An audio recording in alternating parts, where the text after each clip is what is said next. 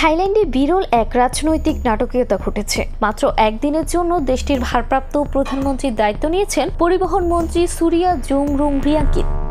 মঙ্গলবার প্রধানমন্ত্রী পেতং তান সিনাওয়াত্রার বিরুদ্ধে এক ফাঁস হওয়া ফোনালাপ ঘিরে অনৈতিক আচরণের অভিযোগ ওঠার পর আদালত তাকে সাময়িকভাবে বরখাস্ত করে। ৩৮ বছর বয়সী পেতং তান থাই রাজনীতির অন্যতম প্রভাবশালী পরিবার সিনাওয়াত্রা বংশের উত্তরাধিকারী। অভিযোগ উঠেছে, এক ফোন আলাপে তিনি সেনাবাহিনীকে সমালোচনা করেন এবং ক্যাম্বোডিয়ার সঙ্গে সীমান্ত বিরোধে ক্যাম্বোডিয়াকে সমর্থন করেন।